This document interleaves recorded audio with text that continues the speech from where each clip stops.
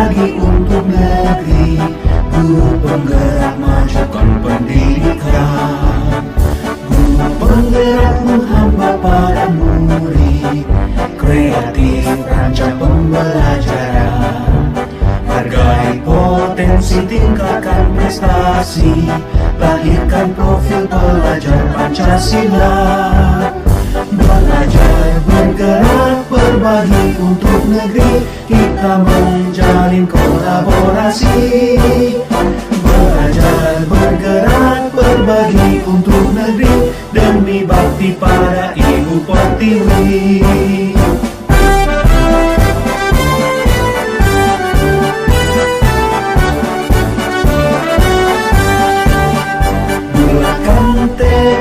Kuatkan hati, negeri ini memanggilmu kawan. Belajar, bergerak, berbagi untuk negeri, guru penggerak majukan pendidikan. Warahmatullahi wabarakatuh. Waalaikumsalam warahmatullahi wabarakatuh. Pertama-tama saya ucapkan banyak terima kasih. Yang utamanya kepada Ibu Ketua PC Kecamatan Cibalong yang telah meluangkan waktunya untuk hadir pada kesempatan kali ini. Terus yang kedua, saya ucapkan juga banyak terima kasih kepada Ibu Kepala Sekolah TKYKMD Singajaya, Kepala Sekolah TKYKS Erenpalai, beserta guru-guru hebat TK perwakilan dari Kecamatan Cibalong. Saya di sini adalah merupakan salah satu CGP dari Angkatan 9 dari Kabupaten Tasikmalaya. Saya di sini mempunyai tugas untuk mendiseminasikan modul 1.4 yaitu tentang budaya positif. Nah, Ibu-ibu, bagaimana kabarnya hari ini? Alhamdulillah, luar biasa. Allahu Akbar. Masih semangat? Semangat. Meskipun sudah siang, semangatnya harus tetap semangat Pagi. Iya, coba kita tepuk semangat dulu. Tepuk semangat. Semangat. Ya. Di sini saya akan memaparkan tentang budaya positif yang di modul 1.4. Sebelum ke materi, di sini ada kesepakatan dulu ya, ibu-ibu. Yang pertama yaitu memanfaatkan waktu dengan baik. Terus yang kedua, buka hati dan pikiran untuk sama-sama belajar. Kita di sini sama-sama belajar ya. Saya belajar dan ibu-ibu guru juga belajar. Yang ketiga, mengangkat tangan apabila mau berpendapat. Next. Kita lanjut kepada budaya positif. Budaya positif di sini ada beberapa materi, yaitu yang ke satu, disiplin positif dan nilai-nilai kebajikan universal. Yang kedua, teori motivasi, hukuman dan penghargaan, restitusi. Yang ketiga, keyakinan kelas. Yang keempat, kebutuhan dasar manusia dan dunia berkualitas. Yang kelima yaitu restitusi, 5 posisi kontrol kita sebagai seorang pendidik. Yang keenam yaitu segitiga restitusi. Segitiga restitusi di sini yaitu untuk menyelesaikan masalah yang ada di sekolah maupun di lingkungan kita. Ya. Kita lanjut ke materi yang pertama yaitu disiplin positif dan nilai-nilai kebajikan universal. Ada apa saja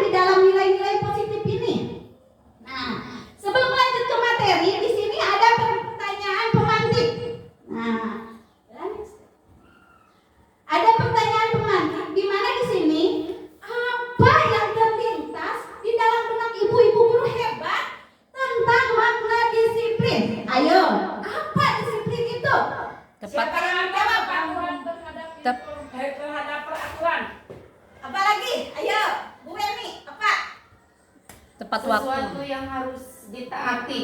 Iya, sesuatu yang harus ditaati. Coba sekarang dari perwakilan kepala sekolah, apa yang dimaksud dengan makna disiplin?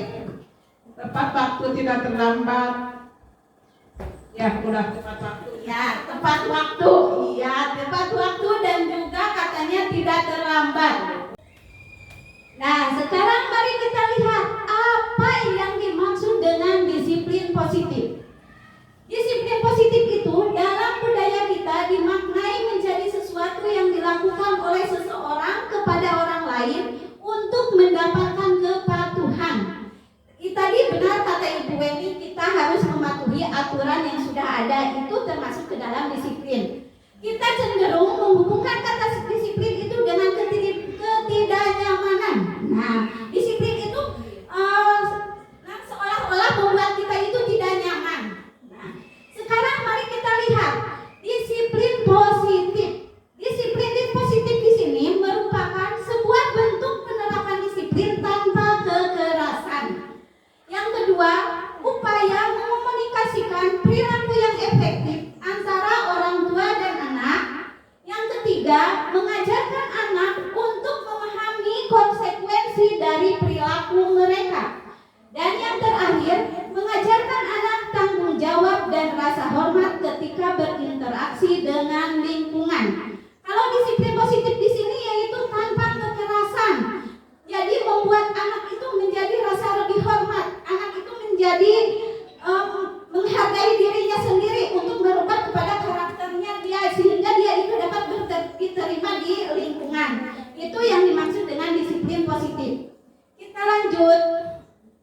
Adapun tujuan daripada disiplin positif itu yaitu menanamkan motivasi pada murid kita, yaitu untuk menjadi orang yang mereka inginkan, menghargai diri sendiri dan nilai-nilai yang dipercaya. Seperti tadi makna dari motivasi positif itu yaitu menghargai dirinya sendiri, sehingga dia itu dapat mengembangkan nilai-nilai yang lebih baik, kebajikan-kebajikan yang lebih baik, sehingga dia itu menjadi karakter yang lebih baik.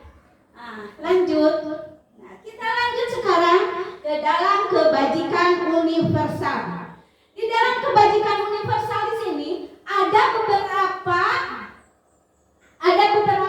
teori yang menyatakan tentang kebajikan universal. Di antaranya, menurut William Glasser menyatakan bahwa setiap perbuatan itu mempunyai tujuan. Benar ibu-ibu? Apa yang ibu-ibu lakukan itu ada tujuannya enggak? Betul. Semua apa yang kita lakukan itu mempunyai tujuan. Ada juga yang menurut Diana Goshen di sini mengemukakan bahwa dengan mengaitkan nilai-nilai kebijakan yang kita yakini seseorang, maka motivasi intrinsiknya akan terbangun, sehingga menggerakkan motivasi dalam dirinya sendiri dalam mencapai tujuan mulia yang diinginkan. Ya, di sini sudah jelas menurut Diana dan Glasser itu bahwa setiap apa yang perbuatan yang kita lakukan itu mempunyai tujuan yang ada di dalam dirinya sendiri. Nilai-nilai kebajikan merupakan sifat-sifat positif manusia yang merupakan yang mulia yang ingin dicapai setiap individu. Ya, jadi nilai kebajikan itu sifat positif manusia untuk mencapai tujuannya itu sendiri. Nah, di sini ada nilai-nilai kebajikan. Nilai-nilai kebajikan yang utama itu yaitu berdasarkan profil pelajar Pancasila. Profil pelajar Pancasila di sini ada beberapa aspek. Yang pertamanya itu yaitu beriman, Bertakwa kepada Tuhan Yang Maha Esa dan berakhlak mulia. yang mandiri, bernalar kritis, apa lagi? Gotong royong. Gotong royong, Berkebinekaan global.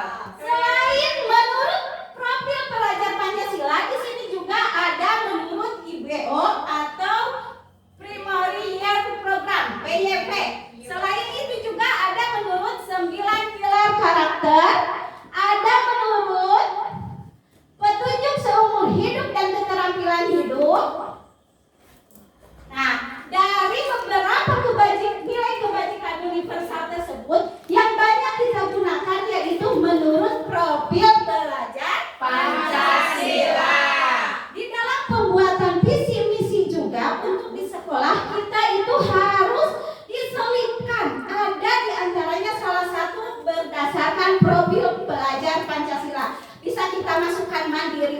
negatifnya, bisa kita masukkan beriman dan bertakwa dan akhlak mulianya, bisa dimasukkan salah satunya harus ada profil belajar Pancasila. Lanjut. Yang kedua yaitu teori motivasi, hukuman dan penghargaan restitusi. Motivasi perilaku manusia. Motivasi perilaku manusia itu ada yang disebut dengan motivasi eksternal dan juga ada motivasi internal. Coba Bu Nining, kalau motivasi eksternal itu motivasi yang bagaimana? Menghindari ketidaknyamanan atau hukuman. Ya. Kalau motivasi internal, coba Ibu Tina, motivasi internal itu datangnya dari mana? Dari dalam diri sendiri. Ya, motivasi internal itu datangnya dari luar. Ya, eksternal. Kalau internal itu datangnya dari sendiri. Ya, di sini ada contohnya. Menghindari ketidaknyamanan atau hukuman, mendapatkan imbalan atau penghargaan dari orang lain. Terus motivasi internal ada menjadi orang yang mereka inginkan dan menghargai diri sendiri. Lanjut. Sekarang kita lanjut kepada hukuman. Hukuman itu apa ya? Coba. Hukuman itu apa yang ada di pikiran ibu-ibu?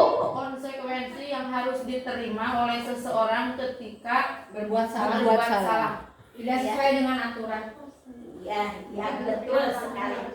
Kita lihat sekarang. Hukuman itu bersifat tidak terencana, secara tiba-tiba, datangnya dari seseorang. Ya. Jadi hukuman itu bersifat satu arah, hanya dari pihak guru yang memberikan. Dan muridnya juga tidak tahu bahwa dia itu akan mendapatkan hukuman seperti itu. Ya. Sepertinya sekarang pada hari Senin Ibu Teni tidak memakai sepatu. Pas datang ke sekolah. Pas datang ke sekolah sama ibu guru langsung ditanya, Teni, kenapa kamu ke sekolah tidak memakai sepatu? Bu guru, aku sepatunya belum dicuci, jadi aku tidak mau pakai. Nah, sekarang Teni karena tidak memakai sepatu harus berdiri di lapang. Nah, itu kan tidak terencana. Ya karena Bu Teninya dari kemarin biasanya pakai sepatu. Pas sekarang tiba-tiba tidak memakai sepatu. Jadi Bu Teni itu dikasih hukuman sama ibu gurunya. Bu Teni sendiri tidak tahu bahwa dia itu akan mendapatkan hukuman. Ya. Kita lanjut. Nah, sekarang kita lanjut. Dihukum oleh penghargaan. Bagaimana? Apa yang disebut dengan dihukum oleh penghargaan? Ibu-ibu suka melakukannya nggak di sekolah? Suka. Yang bagaimana coba Bu Rita? Dihukum oleh penghargaan itu? Diberi misalkan anaknya diberikan reward, dorongan, hadiah. Ya, hadiah buat anak. Kata-kata pujian. Oh iya. Kata ya diberikannya gitu kan? Iya. Dihukum oleh penghargaan itu misalkan. Iya.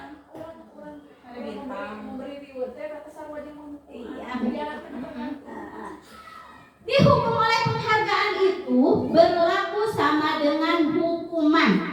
Dalam arti meminta atau membujuk seseorang melakukan sesuatu untuk memenuhi suatu tujuan tertentu dari orang lain. Dorongannya eksternal dan ada faktor ketergantungan.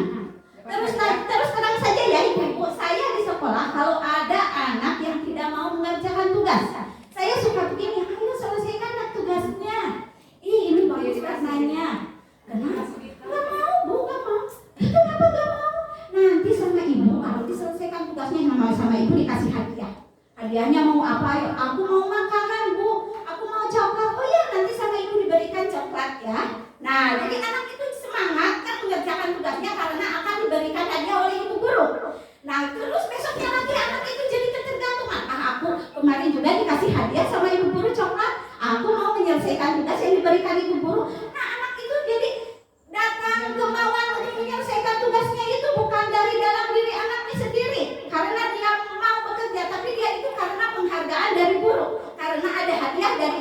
yang diberikan. Ada ya. imbalan. Ibu-ibu suka begitu?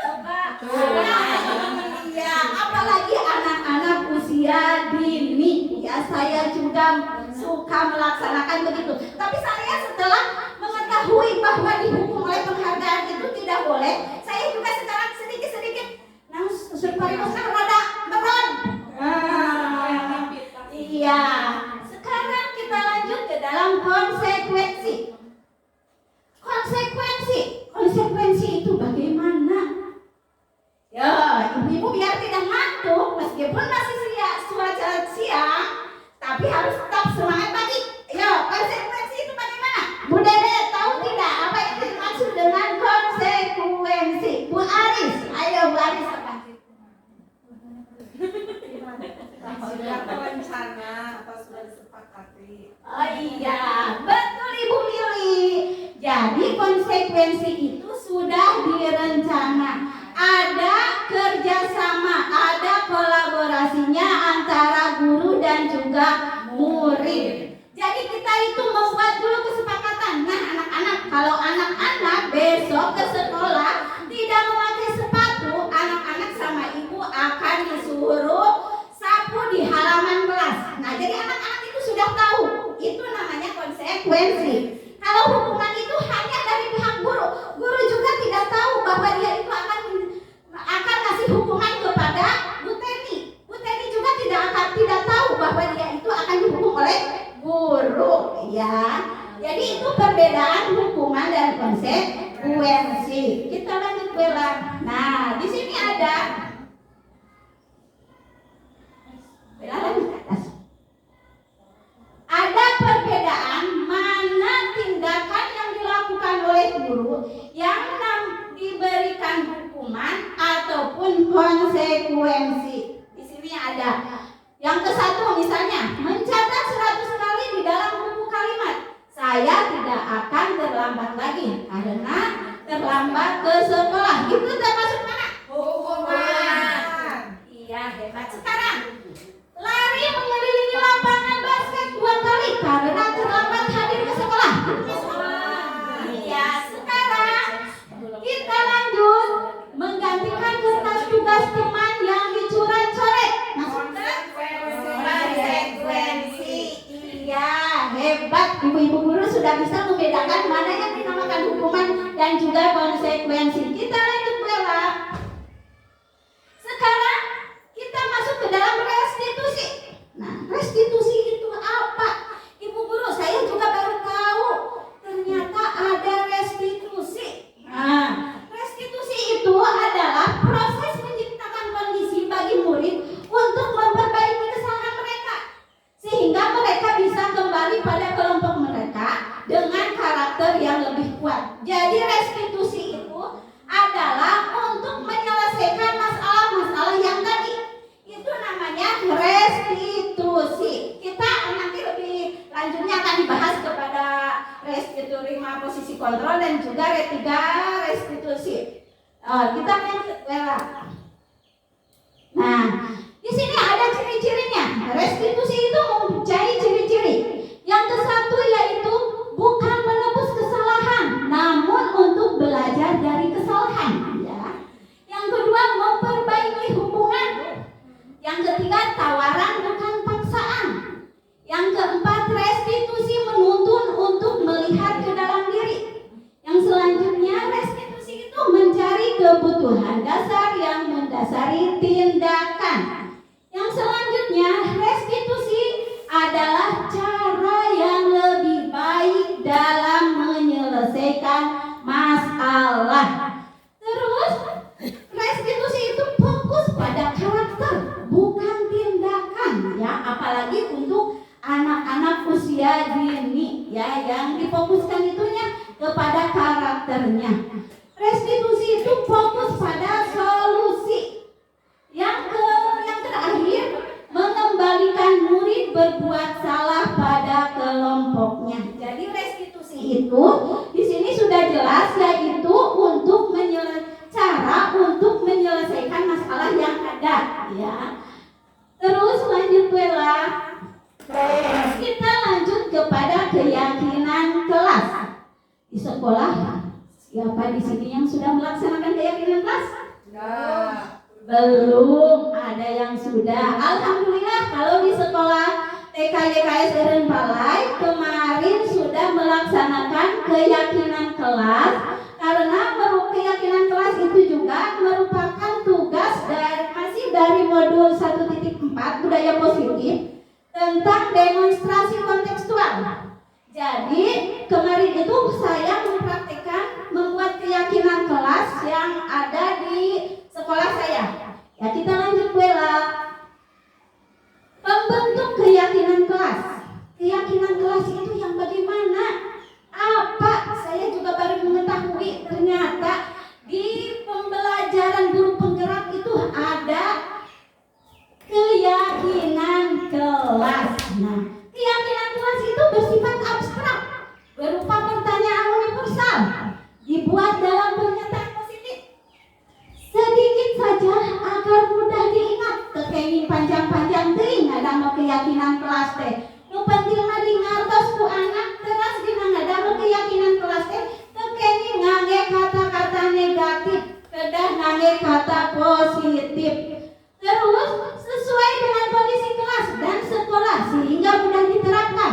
Upami di abi mah sok aya murang kali upami buang sampah teh ka mana wae. Biasa teh dilebetkeun kana ngadama keyakinan kelas. Terus semua warga sekolah, warga kelas dilibatkan saat membuat keyakinan kelas. Jadi guru, murid, kepala sekolah harus terlibat dalam pembuatan keyakinan kelas. Jadi semua yang ada di sekolah itu bisa mengetahuinya. Ya, kita lanjut Bella. Nah, di sini ada perbedaan. Apa itu peraturan dan apa keyakinan kelas? Nah, kalau peraturan itu selalu kembalikan buku ke tempatnya. Keyakinan kelasnya itu tanggung jawab. Terus ada dilarang menggunakan narkoba, termasuk ke dalam kesehatan. Iya, bergantian atau menunggu giliran. Nah, ini masuk ke dalam apa keyakinan kelas yang ada di sekolah saya. Harus bergantian dan menunggu giliran. Murang kali bade cuci tangan, kedah antri. Murang kali bade bermain, kedah bergiliran. Tekeni ieu mah murang kali bermain teh aya hoyong punya lira we. Tah, urang ada keyakinan kelas nyaeta kalau bermain itu harus bergantian. Iya lanjut Bella. Nah, ini adalah contoh keyakinan kelas yang saya buat kemarin. Nah, di sini saya karena anak-anak TK, anak-anak saya kebetulan ngajar di kelompok A. Kelompok A itu belum bisa meniru huruf sendiri. Jadi saya menggunakan gambar-gambar. Gambar-gambar ini kita lihatkan kepada anak-anak. Anak-anak, ibu punya gambar ini. Seperti ini. Gambar apa coba anak-anak ini? Ibu gambar yang sedang berdoa. Iya. Jadi anak-anak kalau lagi belajar harus apa? Harus berdoa, Bu Guru. Oh iya hebat. Jadi anak-anak kalau mau belajar, mau berbuat sesuatu itu harus berdoa dulu. Terus sekarang ini. Ada gambar apa coba anak-anak? Bu Guru itu gambar orang lagi buang sampah. Coba sekarang. Coba anak-anak kalau anak-anak buang sampah suka kemana? Ih, Bu Guru katanya ada. Jaki mah suka buang sampahnya sembarangan. Nah, sekarang Ajaki karena kita sudah membuat keyakinan kelas, Ajaki tidak boleh membuang sampah sembarangan, tetapi harus buang sampah ke tempatnya. Di antaranya ini, saya kemarin membuat keyakinan kelas di sekolah ada 10-11 ya. Ada 11 keyakinan kelas. Lanjut Bella. Nah, sekarang kita lanjut kepada kebutuhan dasar manusia dan dunia berkualitas. Kebutuhan dasar manusia itu merupakan kebutuhan yang pokok. Kalau kita tidak mempunyai kebutuhan dasar, kita pasti tidak akan mempunyai tujuan hidup. Iya. Coba kita lanjut. Next. Kebutuhan dasar itu apa? Nah, di sini dijelaskan bahwa kebutuhan dasar manusia itu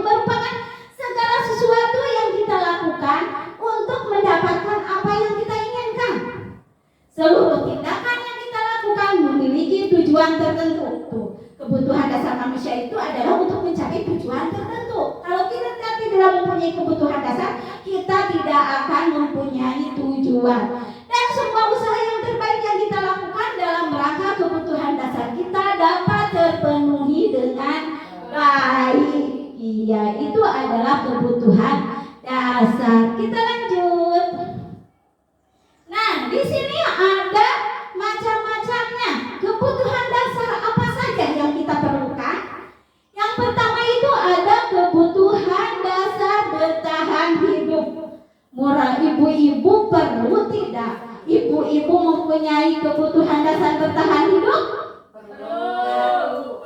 Coba, karena kebutuhan bertahan hidup itu termasuk ke dalam makanan. Coba ibu-ibu kalau tidak makan bagaimana? Iya, barusan juga ibu-ibu sudah makan dulu ya biar semangat. Nah, ada tempat tinggal, pakaian, keamanan dan kesehatan. Sekarang yang kasih sayang dan rasa diterima. Nah, rasa diterima, dipedulikan, berbagi menjadi bagian dari kelompok kebutuhan dasar. Apalagi ibu-ibu untuk anak usia TK, anak usia dini sangat membutuhkan kasih sayang. Kasih sayang. Coba kalau kita tidak mempunyai rasa kasih sayang, apa mungkin di sekolah akan ada murid? Tidak, iya. Anak baru datang saja kita harus bisa menjemput dengan kasih sayang. Kasih sayang dan rasa diterima itu sangat diperlukan sekali bagi anak-anak usia dini. Kalau kita tidak mempunyai rasa kasih sayang di sekolah, kita sebagai pendidik, mana mungkin kita akan ada murid, mana mungkin kita akan ada peserta didik yang mau sekolah, yang mau belajar dibimbing oleh kita, ya. Yang ketiga yaitu penguasaan. Harga diri, keinginan untuk dianggap. Anak-anak juga sama, mempunyai keinginan yang selalu dianggap. Meskipun dia mau dikasih tugas untuk mewarnainya kemana saja, tetapi kita harus dikasih nilai plus. Kita kasih nilai itu bukan hasilnya, tetapi pada prosesnya. Anak-anak TK itu sudah bahagia, sudah meskipun mewarnainya. Kemana saja kalau untuk kita, tetapi kita harus dikasih nilai plus, dikasih dikasih pujian, ya. Itu karena merupakan proses bagi anak-anak. Kebebasan, mandiri, memiliki pilihan, mencoba hal baru, mampu mengendalikan arah diri. Jadi murang kali anak-anak usia TK utamanya, ya, karena kita ada di lingkungan pendidikan anak usia dini itu perlu mandiri. Yang dikembangkan di sekolah itu mandiri sosialnya. Di sini anak-anak diberi kebebasan, anak-anak mau apa asalkan dia itu melakukan pekerjaan sesuai dengan tujuan pembelajaran yang kita inginkan. Dan kita ngasih nilainya bukan hasilnya, tetapi prosesnya. Kesenangan, bermain, humor, antusias, tertawa. Ibu-ibu bujang-bujang murang kali TK, bujang-bujang murang kali anak usia dini, kita juga sebagai gurunya mau bermain. Mau bermain tidak? Mau. Ayo kita let's go bermain ibu-ibu.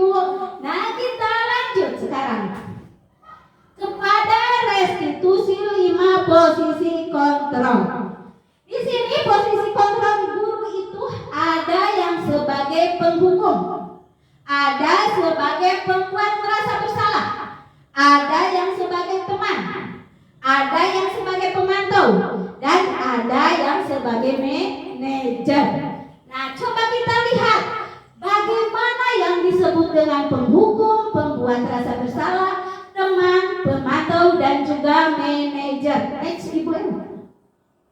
Nah, di sini ada salah satu kasus, dia itu ada seorang siswa yang pada saat datang ke sekolahnya itu dia tidak memakai atribut lengkap seperti memakai logo TK, ya, terus tidak memakai sepatu, tidak memakai kaos kaki. Nah, itu sama ibu gurunya disuruh mengharumkan bendera selama 1 jam.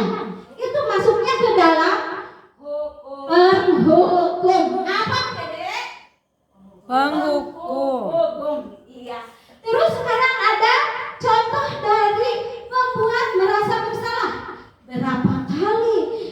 harus memberitahu kamu, Teni. Kamu selalu saja mengecewakan ibu. Nah, itu adalah membuat merasa bersalah. Karena ibu Teni itu sudah beberapa kali diberitahu ibu gurunya, dan ibu gurunya itu merasa kecewa. Sekarang sebagai teman, ibu suka melakukan sebagai teman di sekolah? Suka, iya, suka. Saya juga ibu di sekolah itu. Ayo dong ikuti aturan sekolah. Nah, kalau ke anak-anak, ayo dong ikuti aturan ibu. Bagaimana kata ibu? Ya, kalau bantu ibu ya sekali ini saja. Ya, sudah tidak apa-apa, lain kali sampai berbuat seperti ini lagi ya. Nah, itu adalah contoh sebagai teman. Next, sekarang kalau sebagai pemantau yang bagaimana? Nah, ini contohnya. Kamu sudah melanggar peraturan sekolah. Kamu tahu tidak konsekuensinya? Setelah upacara, kamu beli atributnya dan jangan diulangi lagi. Nah, itu merupakan pemantau. Nah, sekarang manajer. Posisi kita sebagai seorang pendidik di sekolah yang harus kita lakukan yaitu sebagai manajer. Ibu guru, saya juga belum bisa melakukan apa yang sebagai manajer. Karena seorang manajer itu seperti begini. Apakah kamu tahu kesalahanmu? Kira-kira bagaimana kamu memperbaiki kesalahanmu? Nah, jadi posisi manajer itu kita cari dulu. Apa sehingga anak itu berlaku seperti itu? Upami saur bahasa Sunda nama cenagena rosna kedah malapah gedang. Nah, eta posisi kita sebagai pendidik di sekolah yang harus kita lakukan adalah sebagai manajer. Lanjut. Nah, di sini ada beberapa kata-kata yang termasuk ke dalam hukum. Misalnya, patuhi aturan. Nah, awas, kamu dihukum. Nah, terus berbuat rasa bersalah. Ibu sangat kecewa dengan kamu. Berapa kali ibu ingatkan? Gimana kalau orang tua kamu tahu kamu berbuat begini? Kamu mengecewakan orang yang kamu sayang. Nah, itu adalah sebagai pembuat rasa bersalah. Coba sekarang kita lihat sebagai teman. Ibu, saya juga suka keliru, suka terbalik. Mana yang sebagai teman dan mana yang sebagai pemantau? Coba sekarang kita bacakan oleh Ibu Tina. Mana yang sebagai teman itu contohnya apa saja? Mengontrol murid secara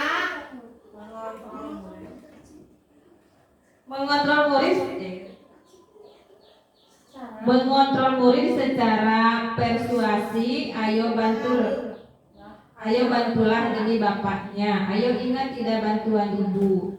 Kali ini tidak apa-apa, nanti ibu bantu bereskan. Murid hanya bertindak sesuai guru. Ya, itu adalah merupakan contoh kata-kata kita kepada sebagai seorang murid untuk sebagai teman. Sekarang sebagai pemantau. Berdasar data memisah hubungan pribadi kita dengan murid, peraturannya apa yang telah kamu lakukan, apa sanksi atau konsekuensinya. Nah, saya juga selalu keliru, Bu, mana yang disebut dengan teman, mana yang disebut dengan pemantau, karena teman dan pemantau itu hampir sama, ya. Sekarang kalau manajer itu mendukung murid menemukan solusi atas permasalahannya sendiri. Kita harus menemukan solusinya itu, kenapa murid itu sampai berbuat begitu. Lalu kita tanya muridnya itu mau tidak menyelesaikan masalahnya, mau tidak untuk mengulanginya lagi, ya. Itu sebagai manajer. Nah, kita lanjut next bella. Nah, sekarang kita masuk ke dalam segitiga restitusi. Tadi restitusi itu merupakan penyelesaian dalam masalah yang ada di lingkungan kita, baik di sekolah ataupun di lingkungan masyarakat. Segitiga restitusi itu merupakan suatu proses dialog yang dijalankan oleh guru agar dapat menghasilkan murid yang mandiri jawab. Nah, jadi segitiga restitusi itu ada dialognya antara guru dan juga murid. Di sini segitiga restitusi juga ada tahapannya. Yang pertama itu kita itu harus menstabilkan identitas. Distabilkan dulu situasinya. Kita tanya dulu situasinya kenapa dia sampai melakukan begitu. Nah, sekarang validasi tindakan salah. Nah, tadi kenapa dia sebagai melakukan begitu merupakan termasuk ke dalam validasi tindakan salah. Terus menanyakan keyakinan kelas, apakah yang dibuat oleh anak itu sesuai dengan keyakinan kelas yang telah kita buat atau tidak, ya. Jadi kita dalam menyelesaikan masalah harus menstabilkan identitas, validasi tindakan yang salah, menanyakan keyakinan kelas. Coba tadi Bu Eli di TKLPM Parung, tadi di sekolah ada anak-anak yang bermasalah atau tidak? Banyak sekali. Banyak sekali, salah satunya Berebutan mainan dia benar. oh iya, ada yang berebutan mainan. Tadi Bu Eli untuk menyelesaikan masalahnya itu bagaimana sehingga anak itu sampai tidak berebutan mainan lagi? Dengan cara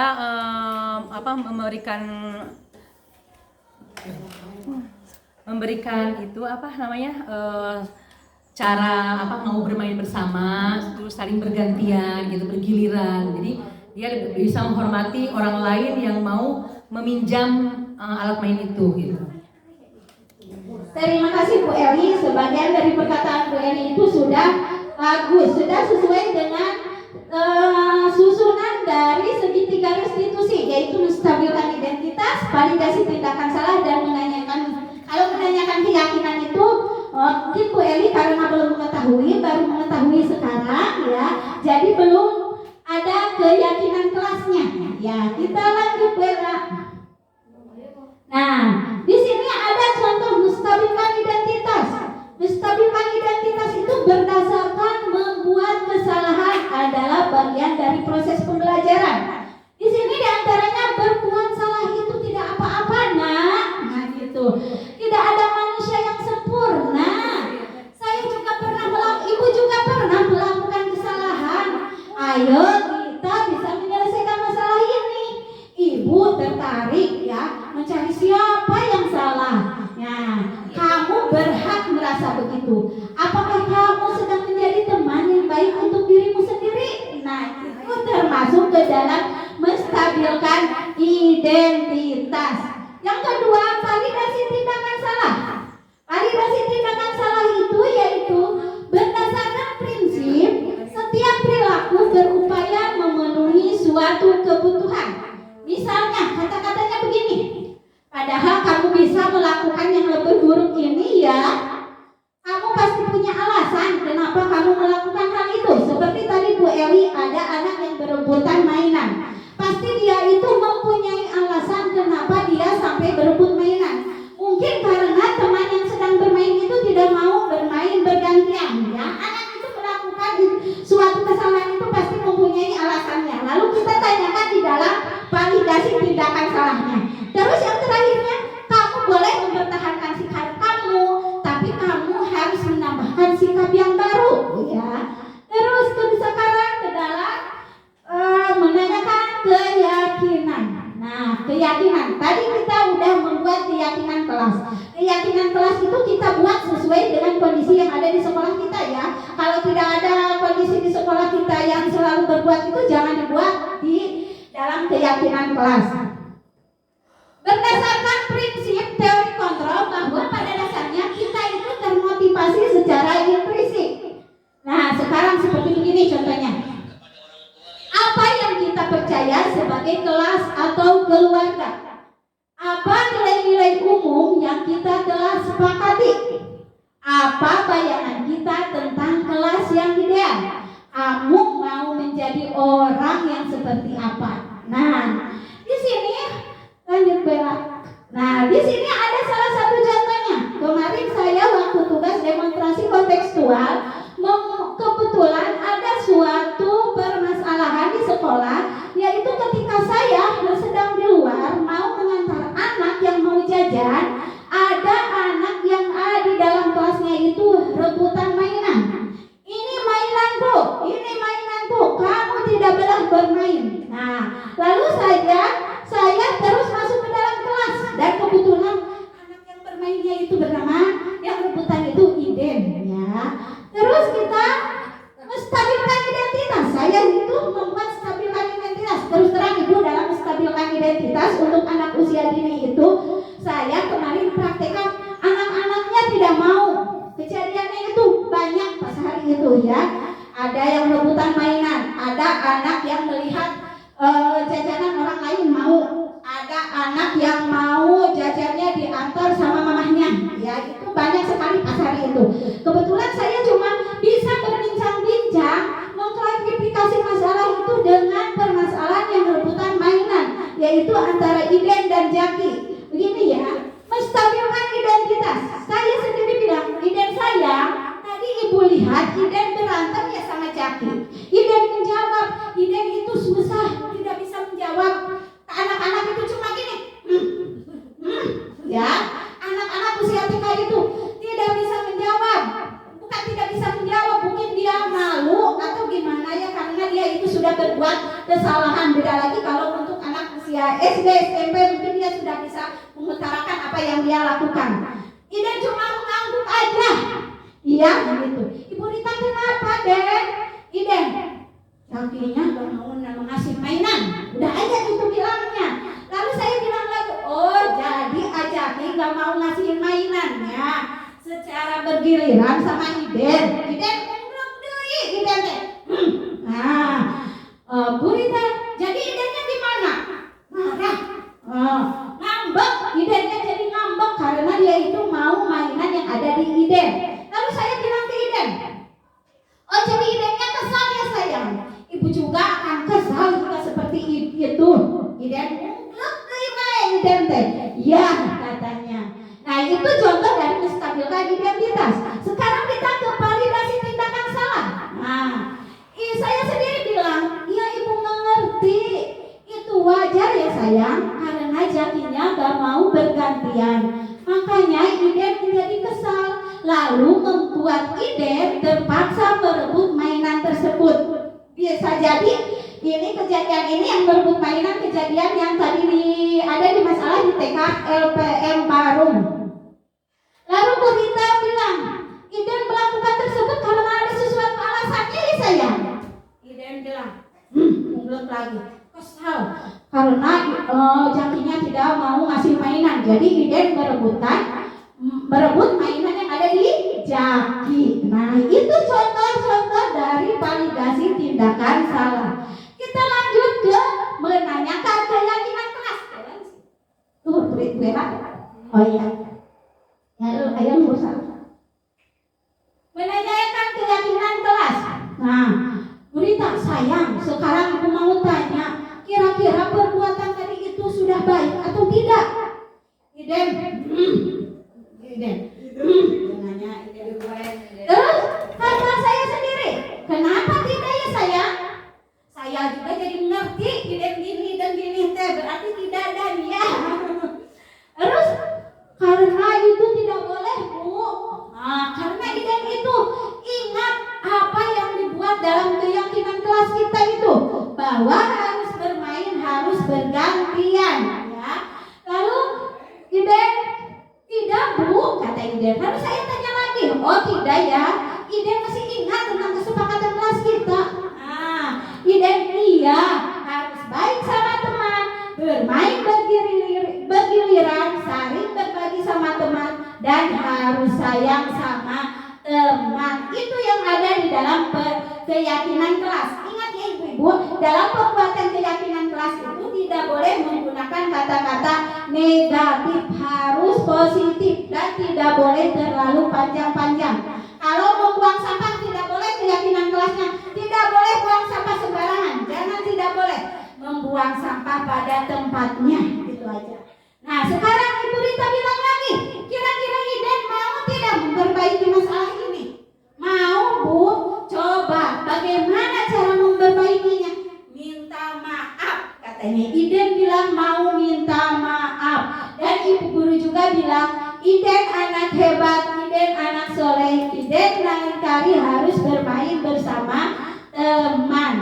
Nah mungkin itu cara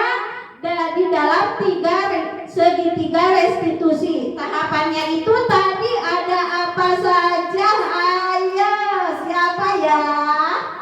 Ada apa saja? Ada apa?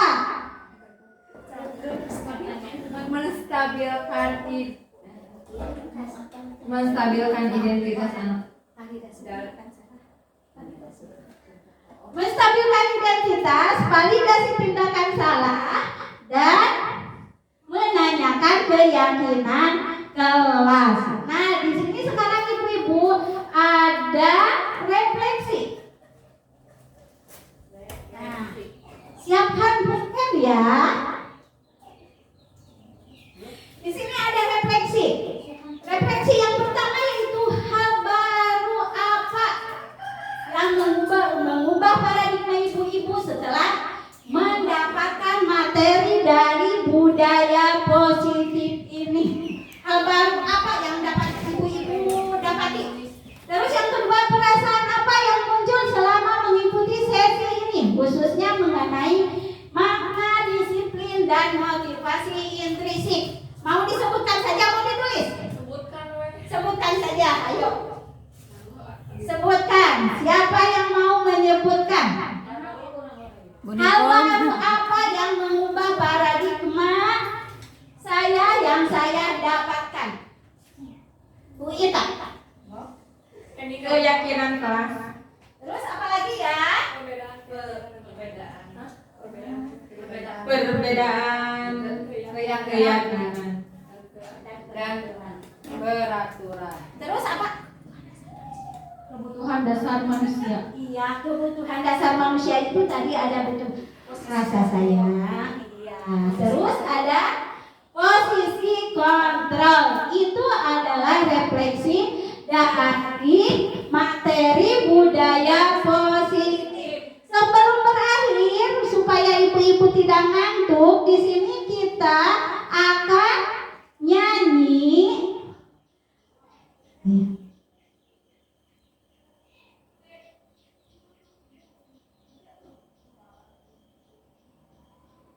Tadi kan profil pelajar Pancasila itu sangat dibutuhkan sekali bagi sekolah. Ya, semuanya berdiri, kita mengingat lagu pelajar Pancasila. Ya, semangat. Ya.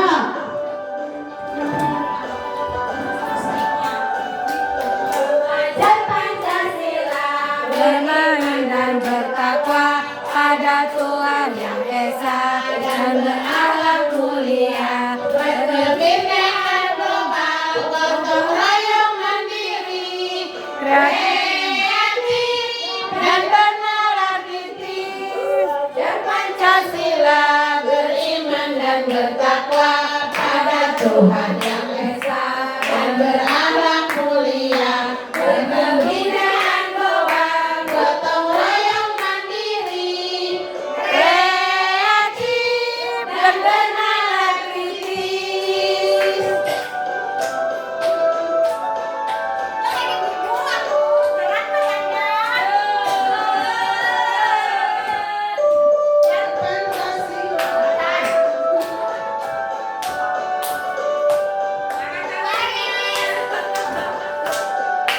Belajar Pancasila, beriman dan bertakwa pada Tuhan yang Esa dan berakhlak mulia. Berkebinekaan global, gotong royong mandiri, kreatif dan bernalar kritis. Dan Pancasila, beriman dan bertakwa pada Tuhan yang Esa dan berakhlak mulia.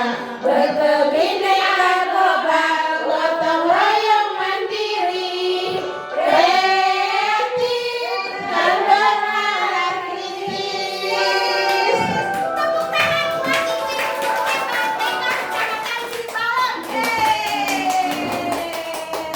Nah, Ibu, alhamdulillah sesi penyampaian diseminasi budaya positif di tugas saya CGP modul 1.4 sudah selesai.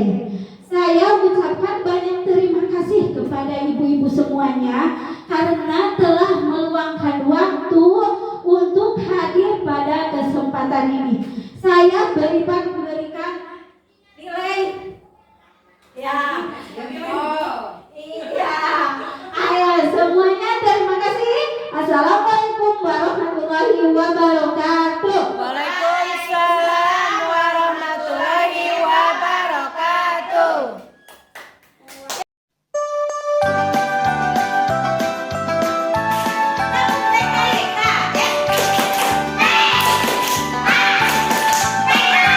Belajar Pancasila, beriman dan bertakwa pada Tuhan yang Esa dan berakhlak mulia, berkebinekaan global, gotong royong mandiri, kreatif dan bernalar kritis.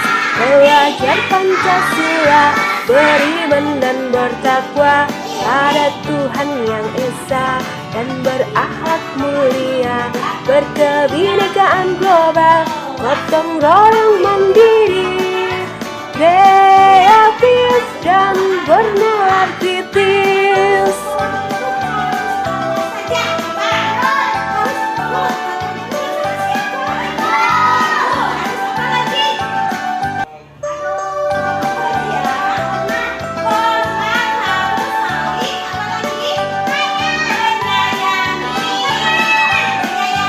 Belajar Pancasila, beriman dan bertakwa pada Tuhan yang Esa dan berakhlak mulia, berkebinekaan global, gotong royong mandiri, kreatif dan bernalar kritis.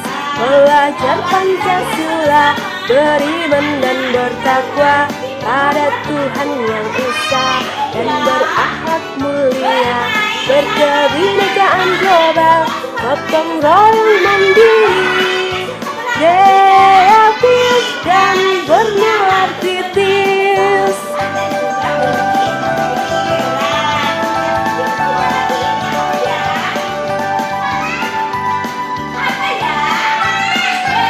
Belajar Pancasila, beriman dan bertakwa pada Tuhan yang Esa dan berakhlak mulia, berkebinekaan global, gotong royong mandiri, kreatif dan bernalar kritis. Belajar Pancasila, beriman dan bertakwa pada Tuhan yang Esa dan berakhlak mulia, berkebinekaan global, gotong royong mandiri, kreatif dan bernalar kritis.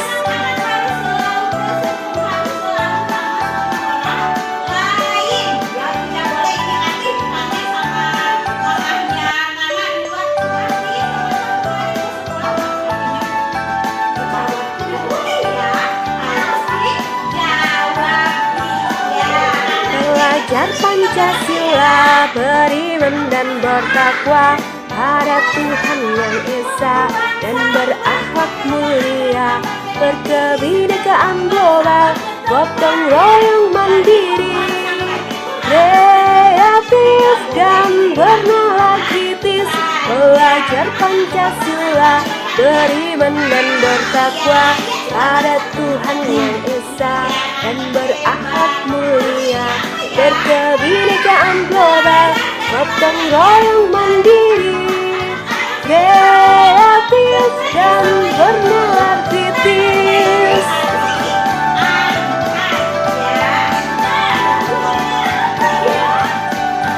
Belajar Pancasila, beriman dan bertakwa pada Tuhan yang Esa dan berakhlak mulia, berkebinekaan global, gotong royong mandiri, kreatif dan bernalar kritis.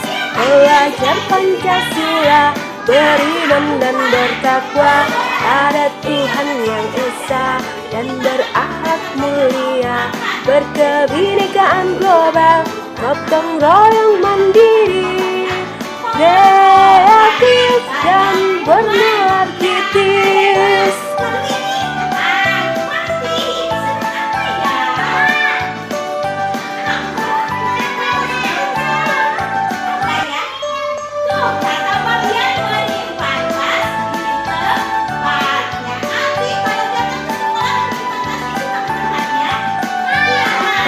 Belajar Pancasila, beriman dan bertakwa pada Tuhan yang Esa, dan berakhlak mulia, berkebinekaan global, gotong royong mandiri, kreatif dan bernalar kritis.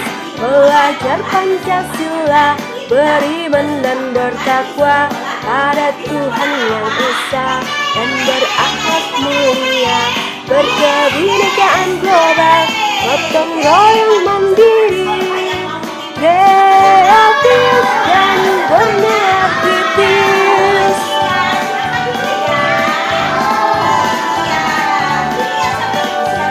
Belajar Pancasila, beriman dan bertakwa pada Tuhan yang Esa, dan berakhlak mulia, berkebinekaan global, gotong royong mandiri, kreatif dan bernalar kritis.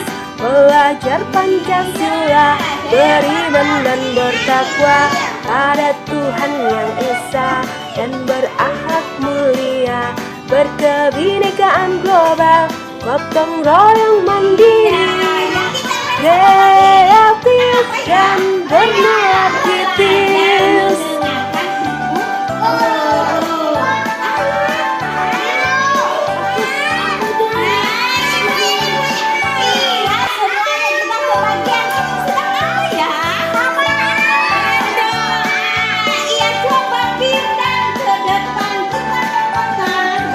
Belajar Pancasila, beriman dan bertakwa pada Tuhan yang Esa, dan berakhlak mulia, berkebinekaan global, gotong royong mandiri, kreatif dan bernalar kritis. Belajar Pancasila, beriman dan bertakwa pada Tuhan yang Esa, dan berakhlak mulia, berkebinekaan global, gotong royong mandiri, kreatif dan bernalar kritis.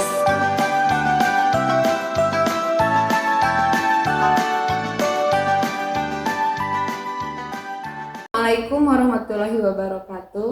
Setelah saya mendengarkan paparan dari Ibu Rita Rusliawati, CGP Angkatan ke-9, mengenai budaya positif tentang keyakinan kelas, kebutuhan dasar manusia, restitusi 5 posisi kontrol, dan segitiga restitusi.